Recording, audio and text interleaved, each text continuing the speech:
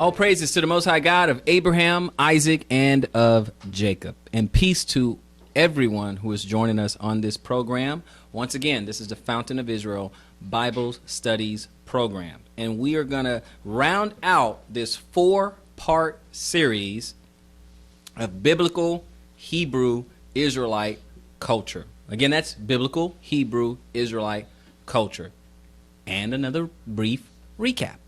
We've already went over the family, what it means to be a righteous man, righteous woman, parents. We went through all those things in all its forms. So in other words, we were dealing with the family, okay, how the family was made up, whether it's the example of Adam and Eve or Rebecca and Isaac, or whether it's the example of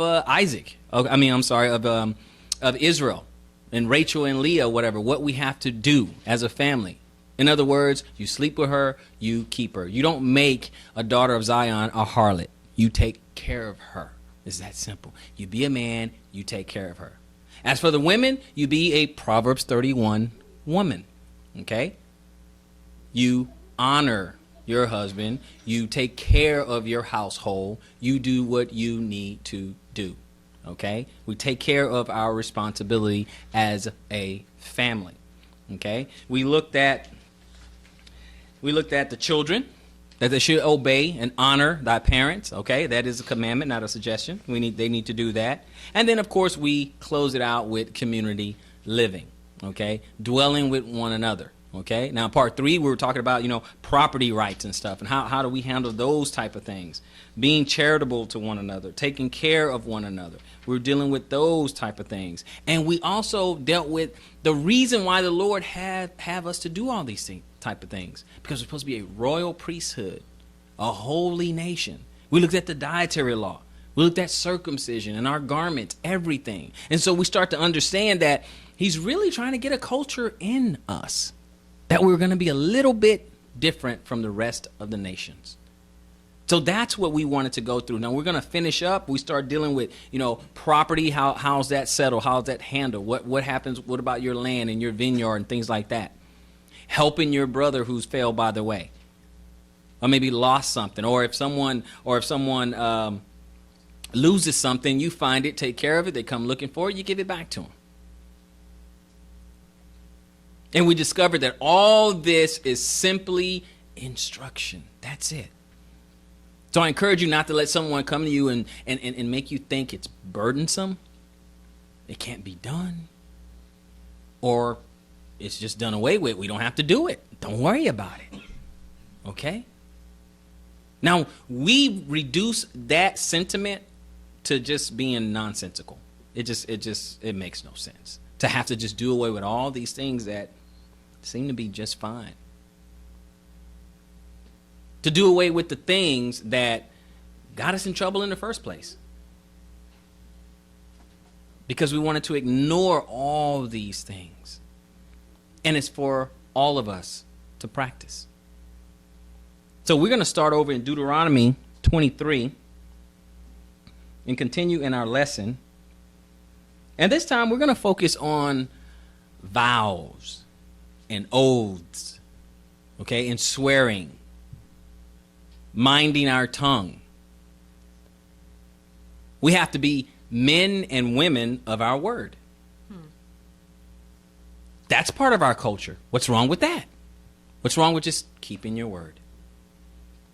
Or if you don't intend to keep your word, then don't give your word. That's simple. If you can't do something, you can't do it. You just, hey, I can't do it. If you know you won't be able to fulfill it, then don't promise it. That's not that hard, right? That's what we're talking about. So let's go to Deuteronomy 23. Let's start at verse 21. Deuteronomy 23 and verse 21. Now let's look at this. Okay. When thou shalt vow a vow unto the Lord thy God, thou shalt not slack to pay it, for the Lord thy God will surely require it of thee, and it would be sin in thee. So all those weekends, you go out and you just have a little too much to drink. And you start serving that porcelain god, praying to the God of Israel, Lord, if you just stop me from throwing my guts up, I'll never drink again. You're supposed to keep your word on that. So maybe you should say, I will drink a lot less. Okay? If you plan on drinking some more again. So Lord, if you help me, okay, my skull feel like it's gonna protrude out of my brain. I know half a lung is in the toilet right now. Please help me, and I will drink less. But because you feel so bad, they're like, oh, I won't drink anymore. See, we got to take those vows seriously, because he's going to take you at your word. Okay? He's going to require it of you. Now, if you just simply play make me feel better, okay, fine. Okay, but don't put a vow after that if you can't keep it. Okay? That's all I'm saying. He said to keep your word. He said, when thou shalt vow a vow unto the Lord thy God, thou shalt not slack to pay it. For the Lord thy God will surely require it of thee, and it would be a sin in thee, because you're not. So not keeping your word is a sin. But they want you to do away with this. What's wrong with this? What's wrong with just keeping your word? 22. But if thou shalt forbear to vow, it shall be no sin in thee. If you don't make a vow, it's not a sin. Just don't promise something you cannot keep. Don't do it. Just don't do it, and you're okay. 23. That which is gone out of thy lips thou shalt keep and perform, even a free will offering, according as thou hast vowed unto the Lord thy God, which thou hast promised with thy mouth. Be a man or a woman of your word. That's all this means. Or don't promise. Don't do that. Don't make a vow if you don't plan on keeping it. Don't do it. Oh, I promise. Let me borrow $20. I promise I'll give it back to you Friday. If you know you're not going to give it back Friday, don't promise that. Don't do that. Don't vow a vow, because he will require it of thee. As a matter of fact, he has a simple solution. Let's go to that solution. Matthew 5. Let's go to Matthew 5, brothers and sisters. He's got a real simple solution. Matthew chapter 5.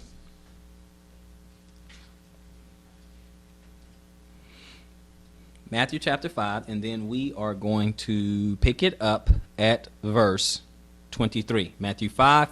33. Sorry. Matthew 5 and 33. Listen to what it says. It says, again, ye have heard that it had been said by them of old time, thou shalt not forswear thyself, but shall perform unto the Lord thine oaths. Okay, oath, vow, same thing. Okay. But I say unto you, swear not at all, okay? Because if you can't keep, because see what we're doing, we're writing checks our body can't cash. We're making promises we do not intend to keep. So the Messiah said, don't swear, okay? Just don't do that, because how many oaths have we broken? If you think about that, how many vows have we broken? Sin, sin, sin, sin, sin. So stop making vows, okay? But I say unto you, swear not at all, neither by heaven, for it is God's throne. That doesn't belong to you. Oh, I swear to the heavens. It doesn't belong to you. So you can't swear by the heavens. Because if you default on your vow, can you pay heaven? It's not yours. Okay? Look what he says. Neither by heaven, for it is God's throne. You can't promise someone's God's throne. Well, if I default on this vow, I'll give you God's throne. It's not in your power.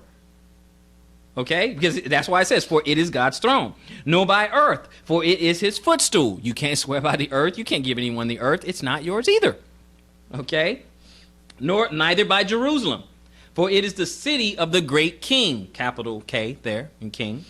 Okay? Neither shalt thou swear by thy head, because thou cannot make one hair white or black. Okay? Don't swear by your life either. Okay? 37. But let your communication be yea, yea, nay, nay. For whatsoever is more than these cometh of evil. Meaning you're going to get yourself in trouble. Just let your yes be yes, let your no be no. Keep it simple. This is Messiah. He's saying just keep it simple. Quit getting yourself into trouble. Just keep it simple. That's it. That's all he's saying. Keep it simple. Don't swear by God, swear by the heavens, and swear by Jerusalem, and swear by the earth, and just making all these big promises you can't keep. Don't do that. Just keep it simple. Yes, I will do that. No, I won't. That's it. Yes, give me 2 weeks. I'll settle the debt. No problem. That's it. Don't go getting extra elaborate with it, okay? Your yes is yes. Your no is no. Simple, okay? That's what we're talking about. Okay? Now let's look over here. We're still in New Testament. So let's go to James, okay? Let's see what James says about it as well. Let's go to James. Let's go to Messiah's brother. Make sure he didn't change anything on us. Okay?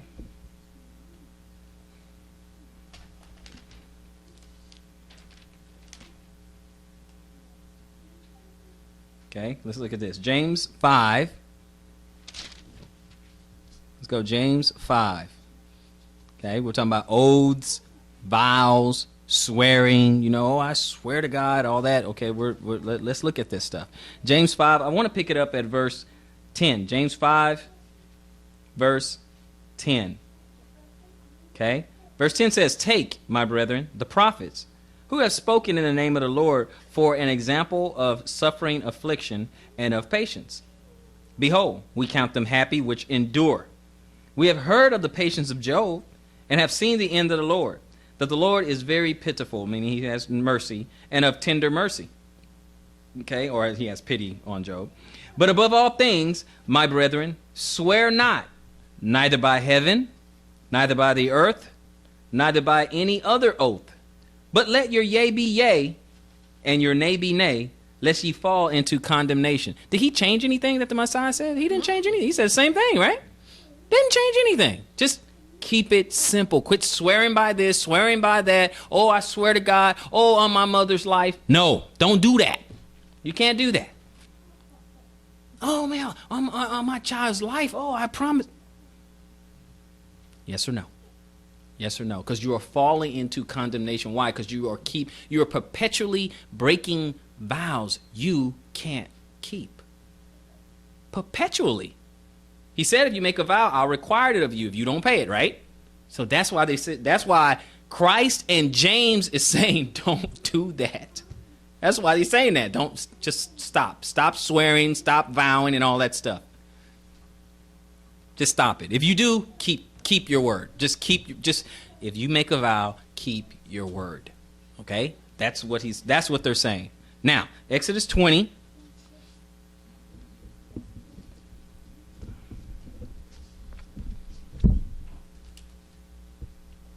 Exodus 20 and 7. I'm just going to read the one verse and we'll move on to Leviticus.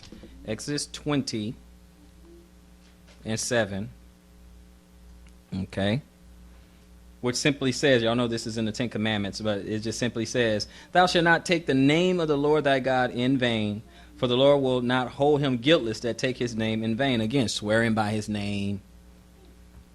You cannot take his name in vain like that. As you're breaking vows and oaths and things like that, you can't do that. Why are you doing that? He wants us to be people of our word. Because remember in Joshua, he said, when you go to the land, don't get in league with these guys. Don't make agreements or anything like that. Don't do this, okay? And then Joshua goes over there and they do make an agreement with the people. And even though it was wrong, the Lord told them to keep the agreement.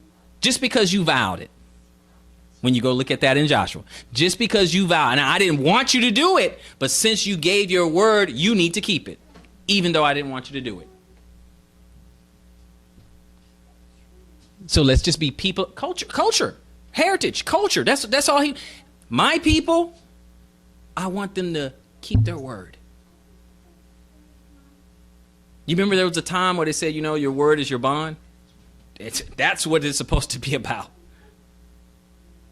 And remember, you can see movies or old movies or something, and someone feels so shattered, so betrayed when you say, "You gave me your word." Right? That's what it's like, but you gave me your word. That's how good your word's supposed to be. It's supposed to be good as gold. It's supposed to be good as they said they're going to do it. They're going to do it or die trying. I'm good. I'm confident in that because they gave me their word. That's how good your word should be. Your word should definitely be better than the heathen. It should definitely be better than those who ain't trying to serve God at all. Your word should definitely be worth more than other people who are not trying to serve your God. Amen? Amen. It's supposed to be, because if not, you need to work on it. Okay? Let's go to Leviticus 19. Leviticus chapter 19, verse 12. Okay? Don't take his name in vain. Don't do it. So let's look at Leviticus 19 and verse 12. Okay? Leviticus 19, verse 12. And ye shall not swear by my name falsely, neither shall thou profane the name of thy God. I am the Lord. Don't swear by his name falsely. Because when you say, oh, I swear to God, you're saying, other words, you're saying God is my witness or whatever. Don't do it falsely. Don't do that falsely because he doesn't like that. Particularly when you're lying. As God is my witness, and the next thing out of your mouth better be the truth. Oaths, vows, and swearing. Don't do this for nothing. It better be true. As God is my witness, I did not break into your house and steal your stuff. That better be true. This is a type of people he's trying to build, okay? Now, check this out. This is how strong vows are. Go to Numbers 30. Okay, in the very next book, go to Numbers 30. I want to show you guys something. Okay, let's take a look at this. We're still talking about vows, okay? But let's take a look at this real quick. Numbers 30. Numbers 30. Now watch this. Watch this. And Moses spake unto the heads of the tribes concerning the children of Israel, saying, this is the thing which the Lord has commanded. Okay? If a man vow a vow unto the Lord, or swear an oath to bind his soul with a bond, he shall not break his word. He shall do according to all that proceeded out of his mouth. You guys do not need anyone to explain that to you. You don't. Okay? You don't. Okay? He shall do according to all that proceeded out of his mouth. Check this out.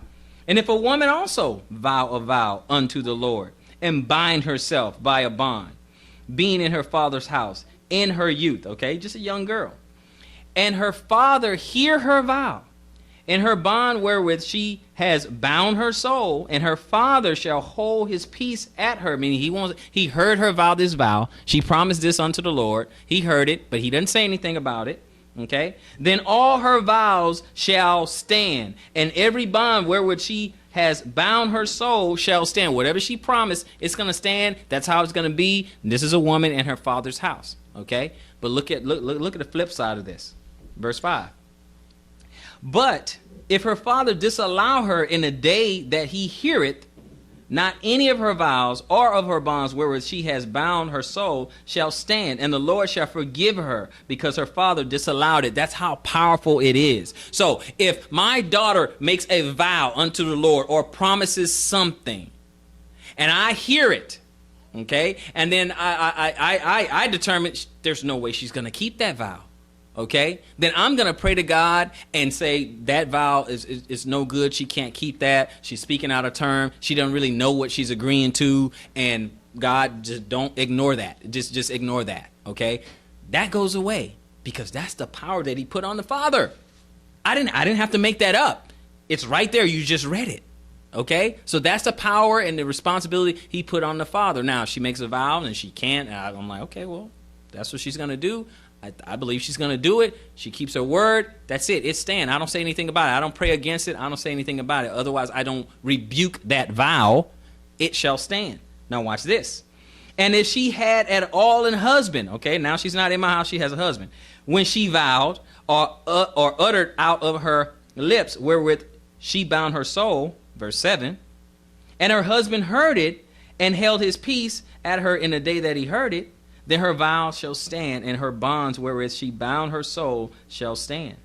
But if her husband disallowed her on the day that he heard it, then he shall make her vow which she vowed, and that which she uttered with her lips, wherewith she bound her soul, of none effect, and the Lord shall forgive her.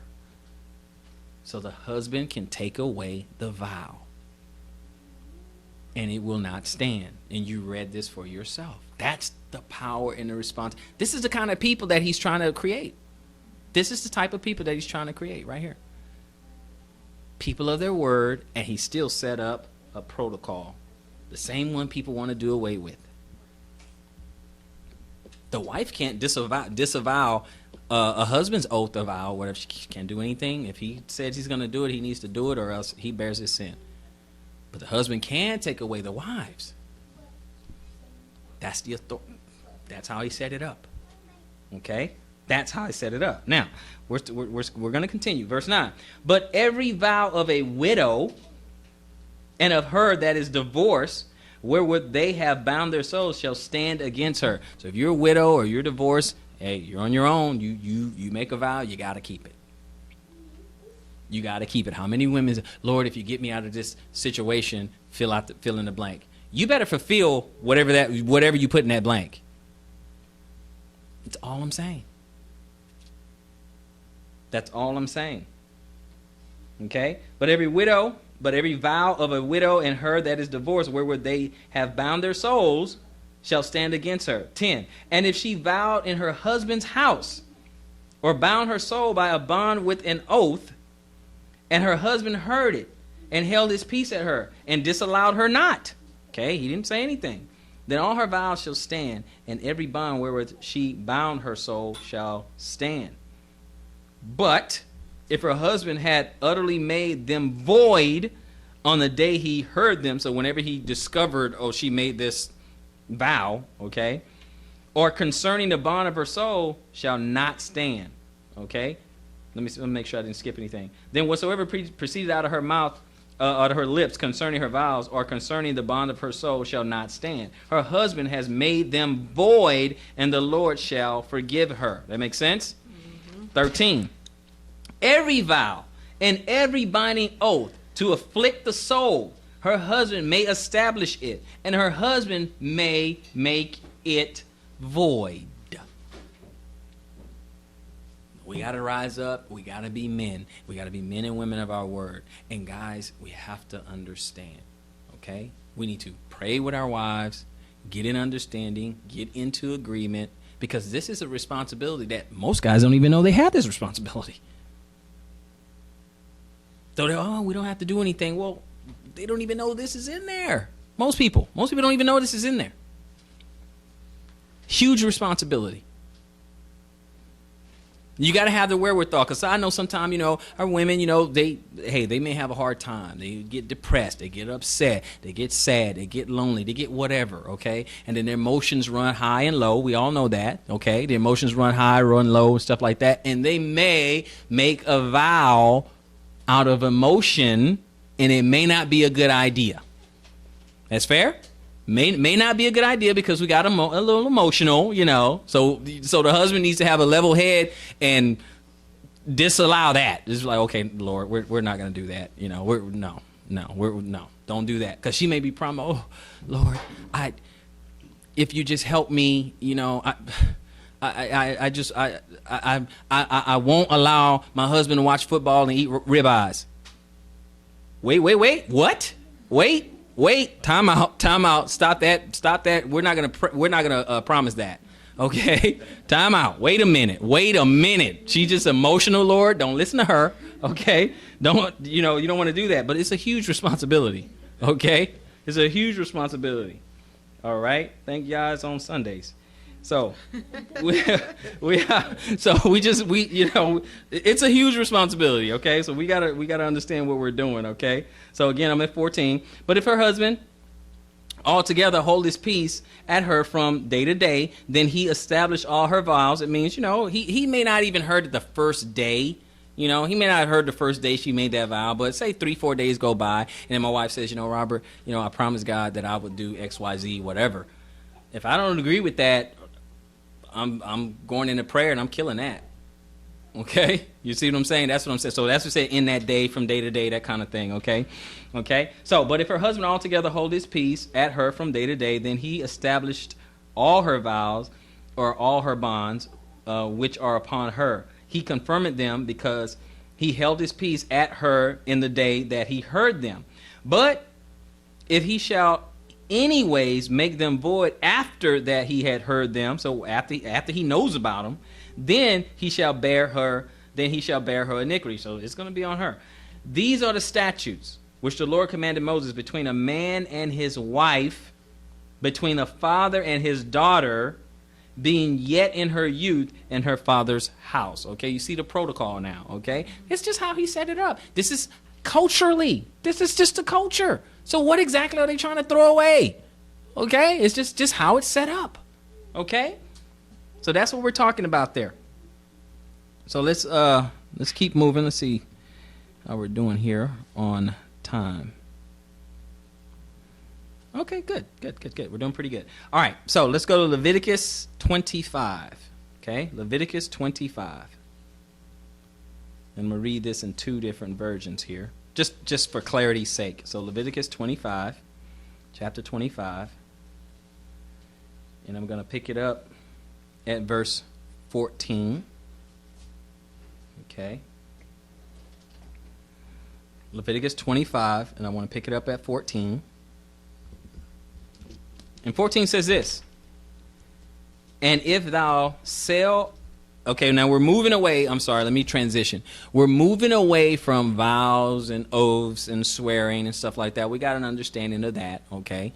So I think we made our point on that. Now we're going to go into like business, employees, servants, things like that, okay?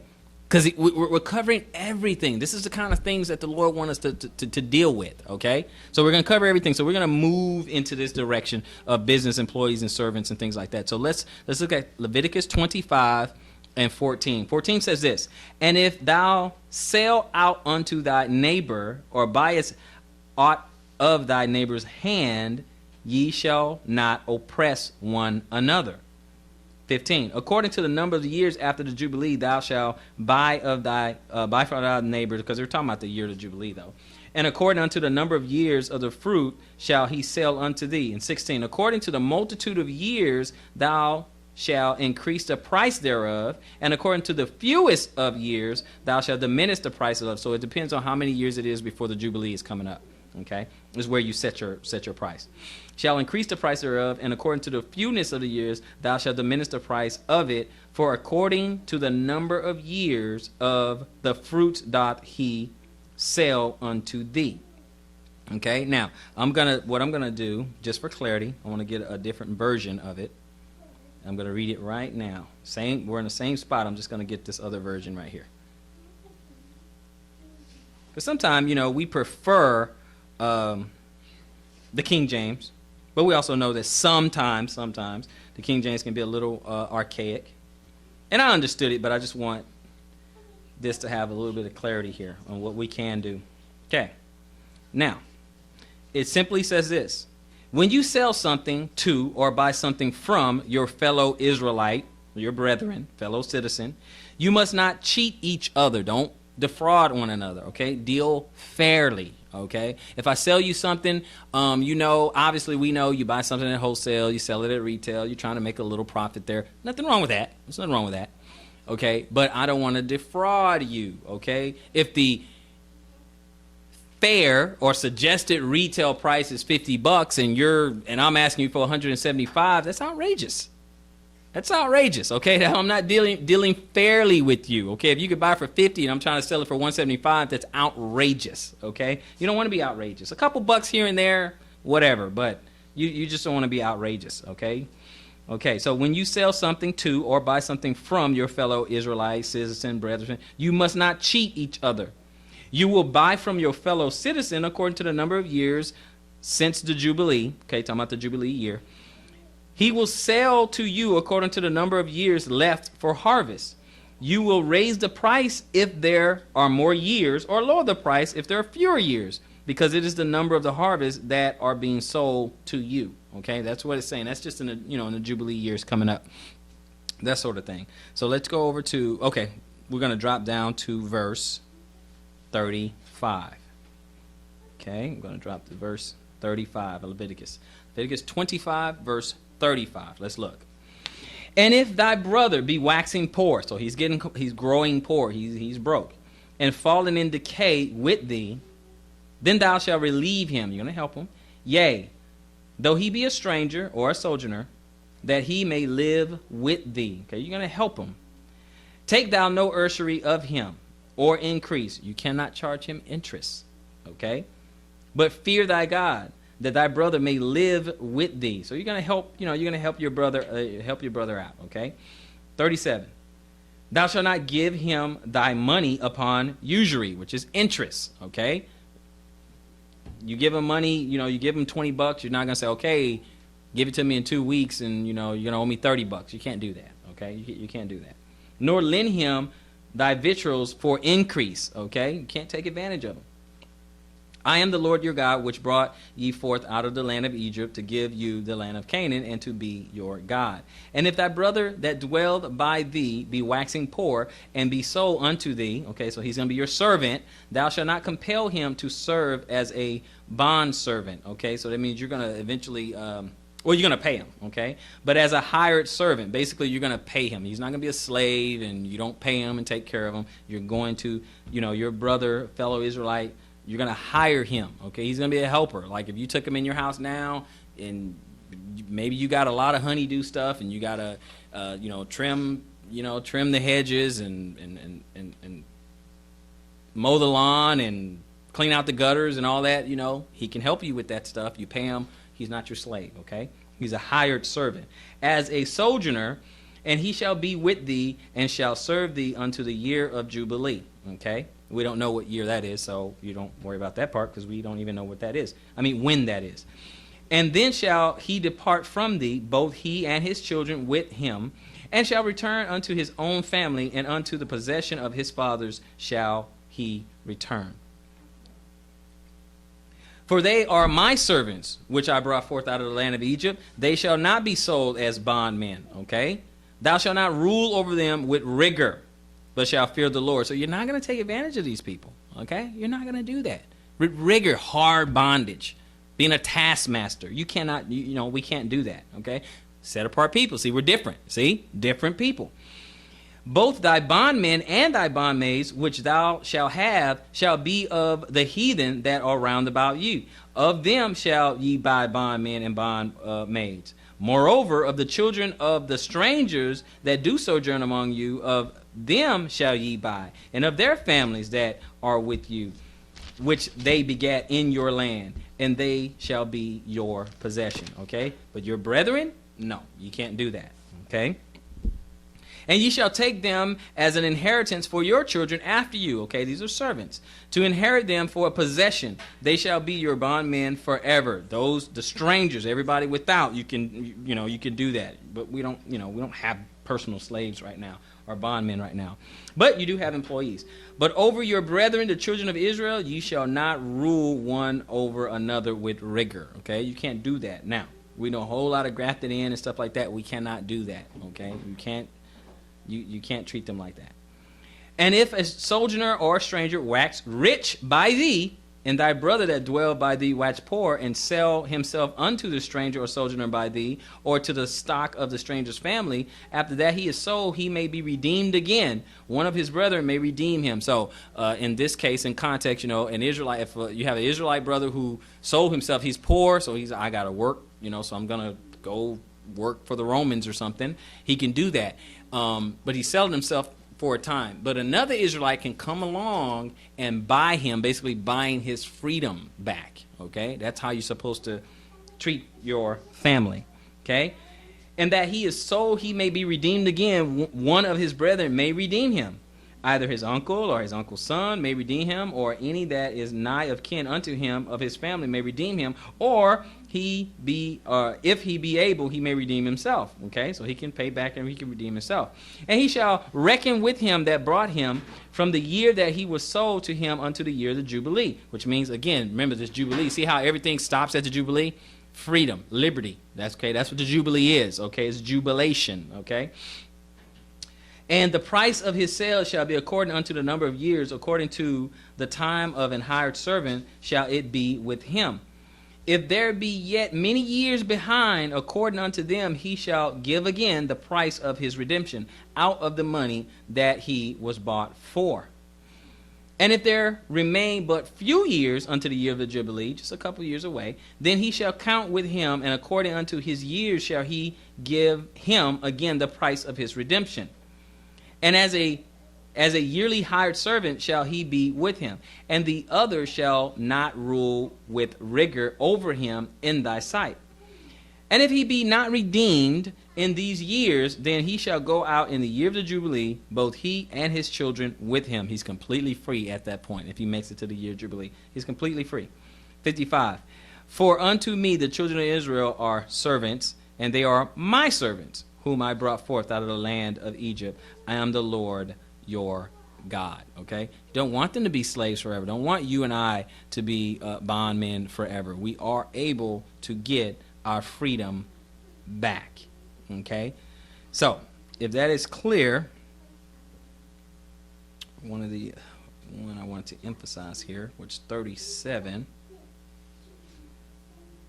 Yeah, which without charging interest in verse 37. So that's one of the ones I wanted to kind of pick out there. Don't charge interest. So let's go to Deuteronomy 23 now.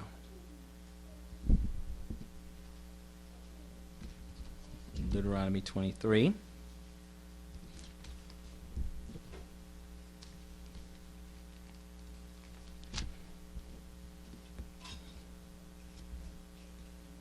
Deuteronomy 23, and let me look at this real quick.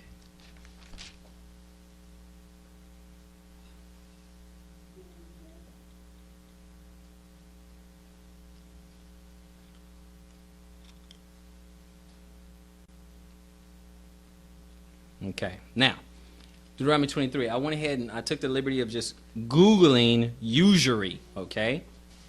Now, usually I just took the first definition. If you guys want to go deeper than that, you're free to do so, but I just took the first definition. Usury is the illegal action or practice of lending money at unreasonably high rates of interest. Can't do that, okay? So now we know what usury is, right? High interest. Can't do that. Somebody should tell the credit card companies. Yeah, I know. Yeah, I know. Those credit, yeah. Those 20, 30% interest, 22% interest rate, 19% interest rate, that's just outrageous. Which is the reason why we don't, it's hard for people to get out of it, to pay it off. Well, mortgage, mortgage, the rates are kind of low for a lot of people, right? 2, 3%, 4%, yeah. The length of time, 30. That's pretty. that's a long time. That's a long time. But let's look at Deuteronomy 23 and 19. Okay, 19. Like for instance, if you have an interest rate that almost keep you indebted for like your whole life, it's just outrageous. There's gotta be light at the end of the tunnel. You can't be. It just can't be that. It's ridiculous. But Deuteronomy 23. So now this is in the law. Okay. So Deuteronomy 23, let's look at verse 19. 19 says this: Thou shalt not lend upon unusually high interest rates to thy brother. Usury of money or usury of victuals. It can be like grains and corn and wheat and all that stuff too. Of victuals. Usury of anything that is lent upon usury. So any interest that is lent for the sole purpose of getting that loan sharks, completely illegal. You see? It's ridiculous. I'm going to borrow $100 and I owe you $600. That's crazy. Okay. That's crazy. That's outrageous. Okay. Unto a stranger thou may lend upon usury, but still not outrageous. Okay. Still not outrageous. You borrow 10, you pay me back 12. Okay. That's okay. Okay. Not 60. Okay, I can't give you 10 and you give me back 60. That's ridiculous. Okay, upon a stranger thou mayst lend upon usury, but unto thy brother thou shalt not lend upon usury. So I cannot charge you interest. I lend you 10, you give me back 10. You're a stranger, you don't serve my God or whatever, then fine, I lend you 10, give me back 12. That's if I want to even charge usury. But you don't have to. It says you can. It says thou mayest. You don't have to, okay, to a stranger. You may, but you don't have to. Okay, but unto thy brother thou shalt not lend upon usury, that the Lord thy God may bless thee in all that thou settest thy hand to in the land whither thou goest to possess it. So if you want a blessing, just do it the way he says do it. Okay, if it's your brother, your sister, you let them borrow $5, just let them pay you back $5 and be done with it. That's it. Okay. If it's someone else, I mean, if you want to, charge them a little bit more, whatever, it cannot be outrageous. It cannot be outrageous. Okay? So we're Deuteronomy 20, we went to the third, where are we? Oh, okay, we stopped at 20. But unto a stranger thou mayest lend upon usury, but unto thy brother thou shalt not lend upon usury, that the Lord thy God may bless thee in all that thou settest thy hand in the land whether thou go to possess it. Okay, now we're gonna move forward with loans. You're still in Deuteronomy. Let's go to Deuteronomy 24. Deuteronomy 24. Okay, this is loans and stuff. This is how you deal with your servants, employees. This is how you conduct your business. Okay, so Deuteronomy 24, chapter 24, the next chapter. Okay, and I want to pick it up. Now, how many times in a Sunday church you're really dealing with loans, lending money, no usury and stuff? See, that's why you got to go in the book. You got to get in there and you got to dig all this stuff out. Okay, there's a lot of little gold in there we got to dig out. Okay, when was the last time you're sitting in there and they're telling you how to deal with one another, how to deal with your brother, how do you lend, how you don't? They don't tell you any of this stuff. Okay, that's why we dig a little bit deeper. Okay, so Deuteronomy, we're in 24. I want to pick it up at verse 10.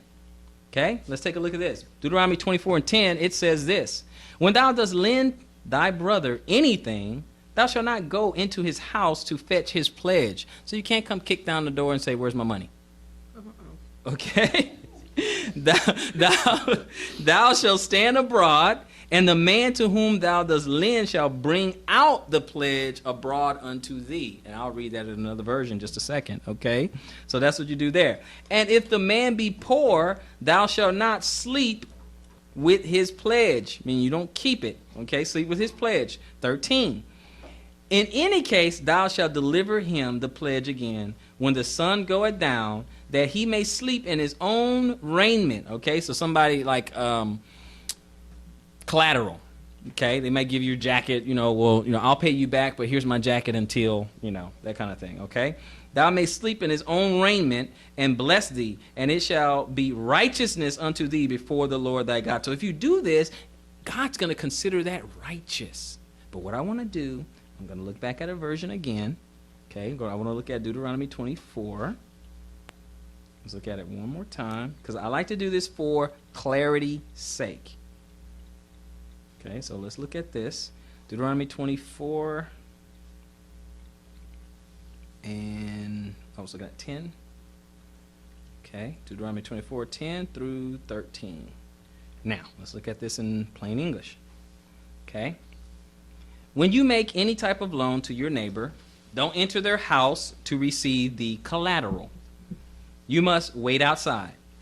The person to whom you are lending will bring the collateral to you out there. Moreover, if the person is poor, you are not allowed to sleep in their pawned coat or the collateral. You can't do that. Instead, be certain to give the pawned coat or the raiment or the clothes, or the jacket, whatever. Be certain to give the pawned coat back by sunset so they can sleep in their own coat. They will bless you, and you will be considered righteous before the Lord your God. Clarity? Mm-hmm. Okay. That's why we do it. We do it for clarity, okay? So, we're going to skip down. Oh, actually, we're just going to keep going forward. Now, this is what about like withholding wages and stuff like that. You can't deal like that with people, okay? So, Deuteronomy 24, I'm just going to verse 14.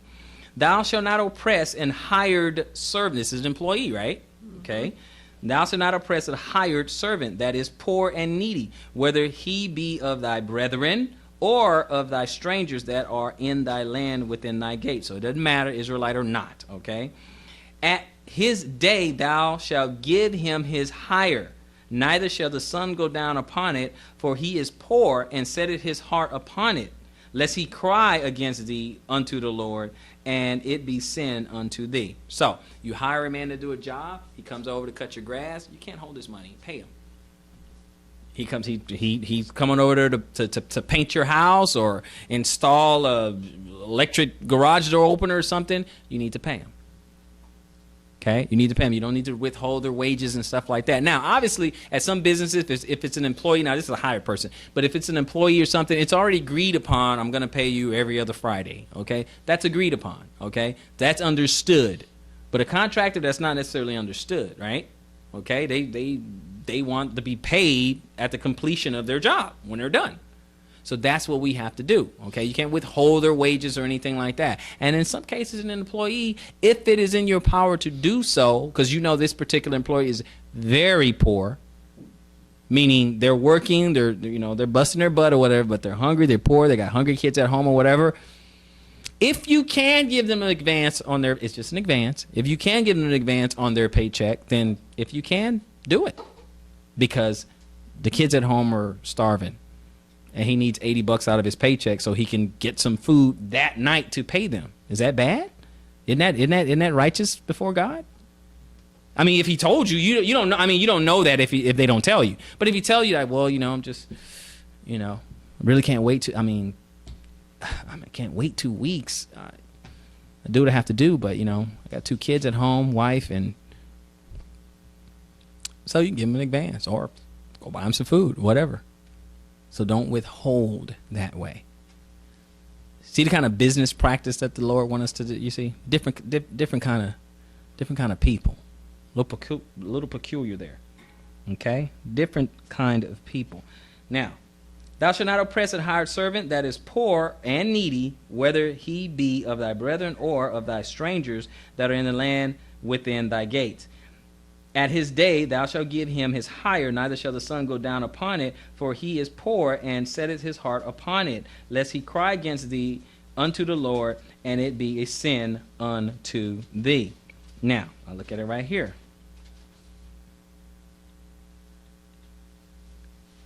One second here. Look at it here. All right.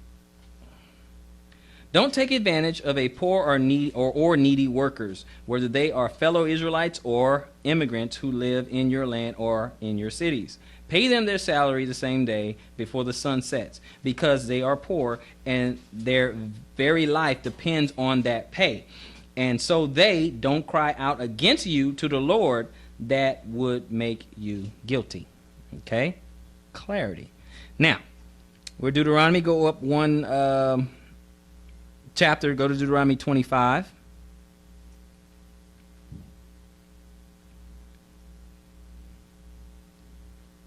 Deuteronomy 25. And let's take a look at verse 13. Deuteronomy 25, verse 13. Okay?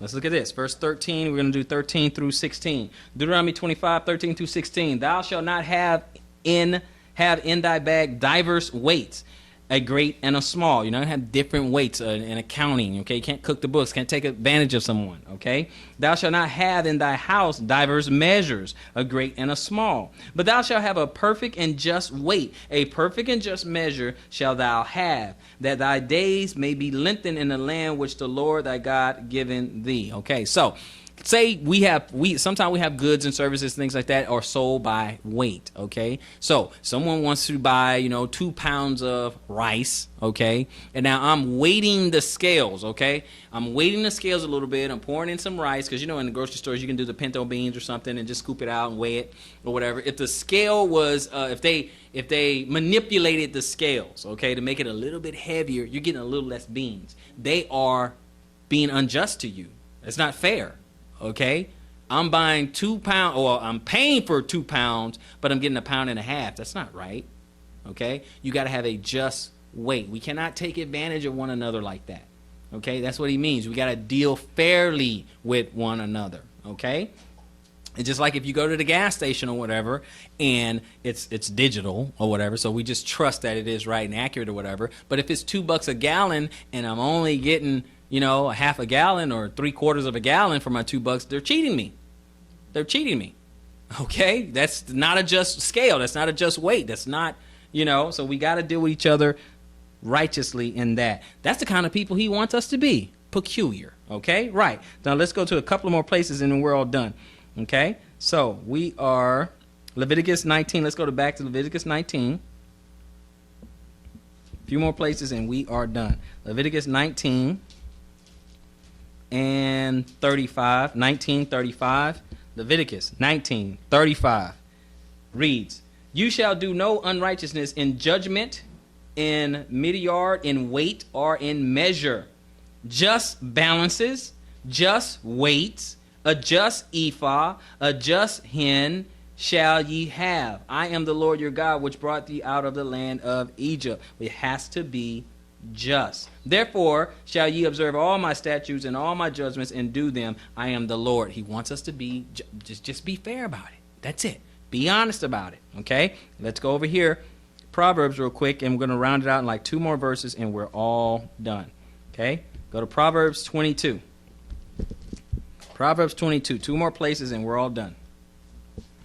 Proverbs 22. I'm going to start in verse 7. Proverbs 22 and verse 7 says this: "The rich ruleth over the poor, and the borrower is servant to the lender." Okay? Now I'm going to skip down to verse 24. Okay? "Make no friendship with an angry man, and with a furious man thou shalt not go." Okay? "Lest ye learn his ways and get a snare to thy soul." Okay, this is just an upset guy. Just mad. He's just mad because the sun is shining. Okay, and there's oxygen in the air. Okay, don't deal with people like that. Okay, he's just upset. He sleep with his fist balled up. Okay, it's okay.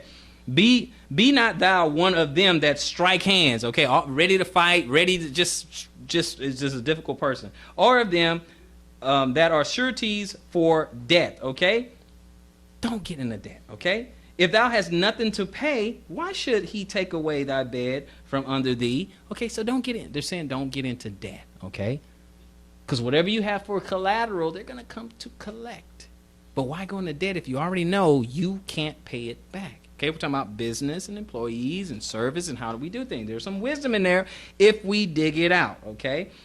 27. "If thou hast nothing to pay, why should he take away thy bed from under thee?" Okay, let me go to 29. "Seest thou a man diligent in his business?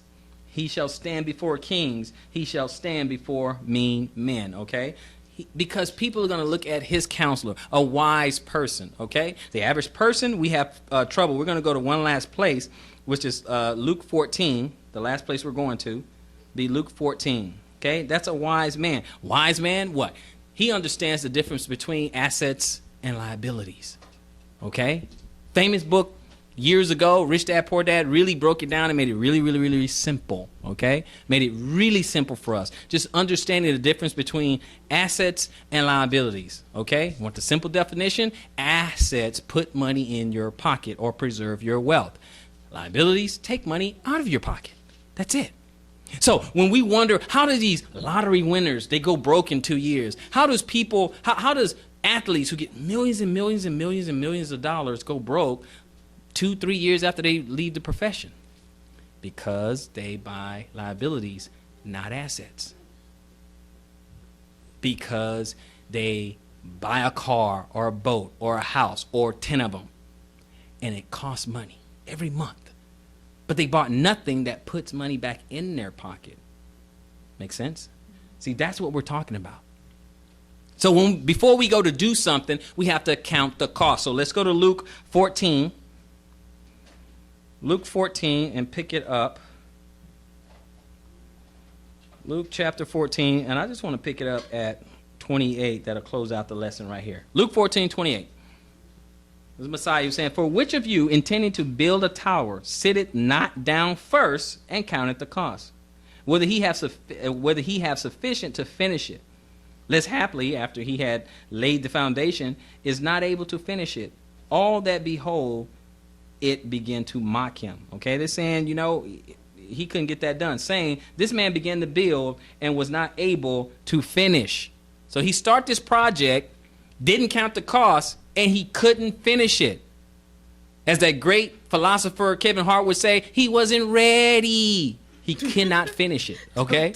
You got to make sure before you go into debt, okay? Before you do that, you have to make sure you are ready. You have everything. You have to count the cost. Now, obviously, I'm just using that to kind of button up the lesson and everything. But, of course, when you read before, he was talking about something spiritual. When you start going on this walk, count the cost. It might cost you some things. Finish this walk.